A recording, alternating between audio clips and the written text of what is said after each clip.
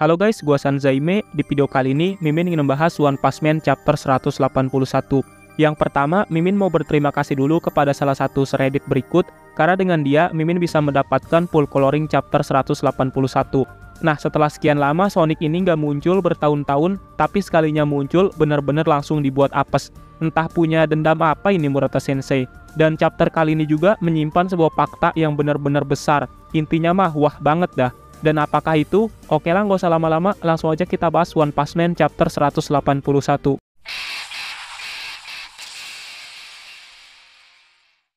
Oke, cover chapter memperlihatkan Onsoku no Sonic yang sedang memegang pedang, dan judul chapter kali ini adalah gesekan kulit kepala.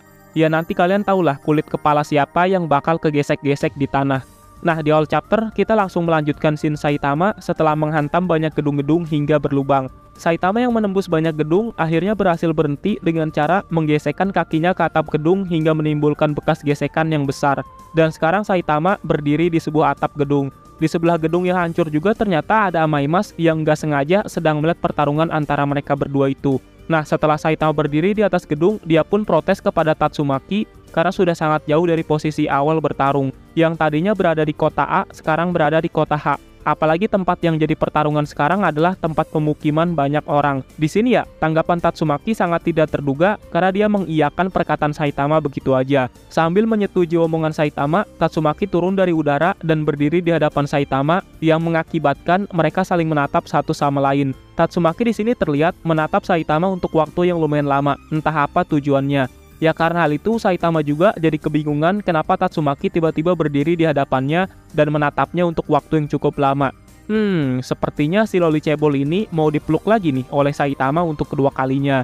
Mungkin aja kan dia ketagihan dipeluk karena kehangatan dari Saitama. Ya lihat aja ekspresi Tatsumaki berasa berharap sesuatu. Tapi entahlah, di sini Mimin cuma asal bicara aja. Dan mungkin ini gambaran tentang Tatsumaki dari sudut pandang Saitama bakal begini. Entah kenapa lumayan kawaii juga ya. Nah, karena Tatsumaki menerima perkataannya begitu aja, Saitama jadi agak keheranan dan gak nyangka ternyata lebih mudah dari yang dibayangkan untuk membujuknya. Pada saat yang sama, Saitama juga menunjuk arah dengan telunjuknya kira-kira kemana asosiasi pahlawan dan mengira ada di arah sana. Tatsumaki pun langsung memasang muka agak masam setelah Saitama salah arah. Setelah itu Tatsumaki langsung memegang kepala Saitama sambil diterbangkan dan kemudian menggesek-gesekkan kepala Saitama ke tanah hingga terseret-seret sambil berkata asosiasi pahlawan itu ada di arah sebaliknya. Di sini Saitama terus digesek kepalanya oleh Tatsumaki, bahkan gesekan kepalanya membuat bekas dari jalan yang dilaluinya dan membuat tanahnya menjadi retak. Tapi hal itu tidak seperti melukai kepala Saitama karena yang dikhawatirkan itu hanya akan memperburuk kulit kepalanya. Tiba-tiba loli cebol menyuruh Saitama diam karena dia merasakan sesuatu yang datang menghampirinya. Tatsumaki mengira-ngira siapa yang mengejarnya itu, dan seseorang yang bisa mengejarnya dalam kecepatan ini hanyalah pahlawan ataupun monster. Dan gak lama kemudian ternyata yang muncul itu adalah Sonic dengan niat mengincar Saitama. Di sini Sonic mempunyai dendam kesumat kepada Saitama karena dua bijinya pernah dipukul oleh Saitama hingga dia terus berlatih menjadi lebih kuat lagi agar bisa mengalahkan Saitama. Dia tahu orang yang sedang diseret-seret itu adalah targetnya yaitu Saitama, tapi dia tidak tahu apa yang sedang terjadi.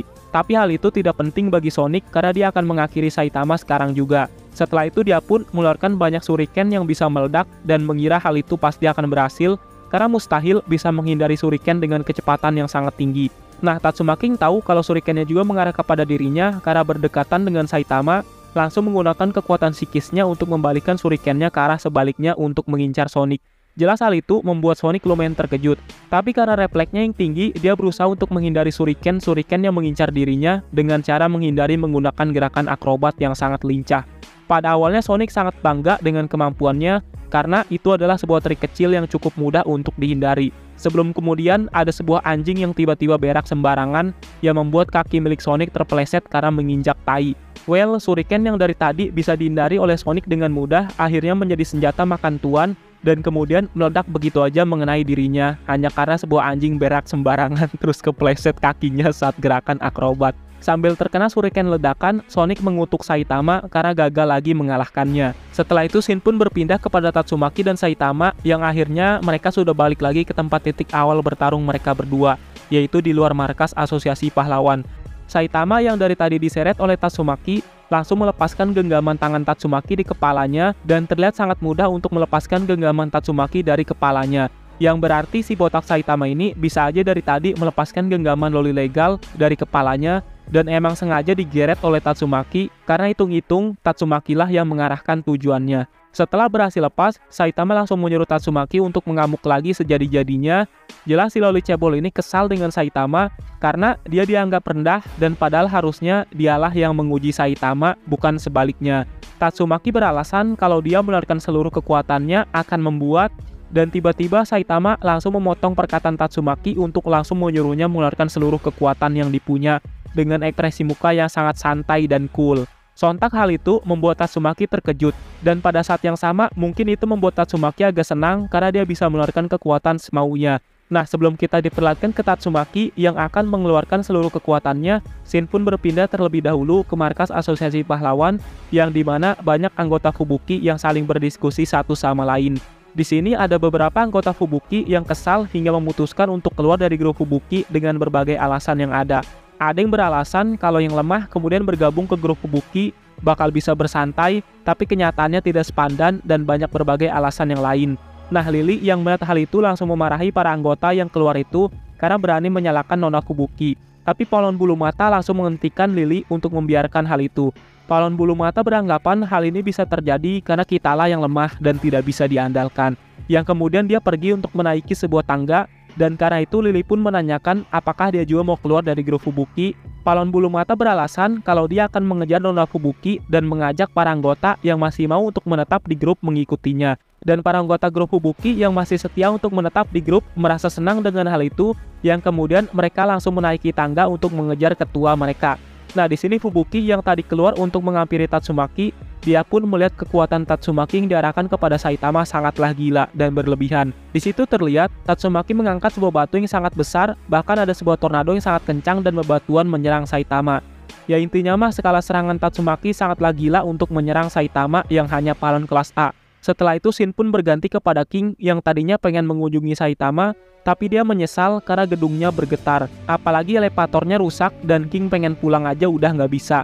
Nah, karena King tahu kekuatan Saitama, dia pun bertanya-tanya kemana Saitama saat situasi seperti ini. Nggak lama kemudian, Saitama tiba-tiba aja muncul dengan kecepatan yang tinggi dan menjadikan sebuah dinding sebagai pijakan penahan dari gerakan cepat dia. Di sini King cuma bisa menganga melihat apa yang dilakukan oleh Saitama. Sedangkan si botak Saitama yang melihat King tahu kalau tujuan King itu untuk bermain. Tapi dia meminta maaf karena lain kali saja. King pun kemudian menanyakan apa yang sedang kau lakukan. Saitama menjawab kalau bocah bernama Tatsumaki itu atau apalah itu merepotkanku. Nah, pada saat yang sama Tatsumaki juga di sini terbang ke arah Saitama dan mendengar omongan Saitama yang mengatakan bocah kepada dirinya. Dan sama seperti yang dilakukan oleh Saitama, Tatsumaki juga menjadikan dinding sebagai pijakan penahan dari kecepatan terbangnya untuk berhenti. Di sini ternyata ada fakta yang sangatlah kampret dan sangatlah besar. Jadi karena gerakan Tatsumaki yang mengikuti Saitama membuat sempaknya kelihatan dan King terkejut melihat hal itu. Wah, ini kayaknya di luar nalar anjay. Soalnya penggambaran Tatsumaki ketika sempaknya kelihatan langsung dirubah style manganya langsung menjadi versi One Sensei. Ya, mungkin dari kalian pernah melihat fan art Tatsumaki yang kelihatan CD-nya yang agak lebih realistis.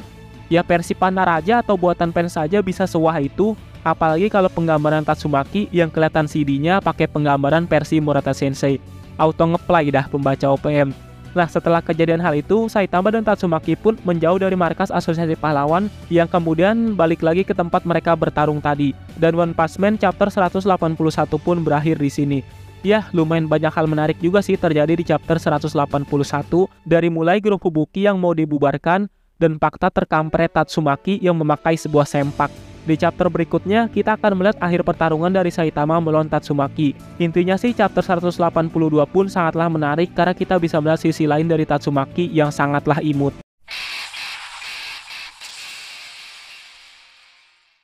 Oke, sebelum mengakhiri video ini, Mimin mau berterima kasih kepada Shimizu karena telah mensupport channel ini lewat donasi Saweria. Terima kasih atas 50.000-nya.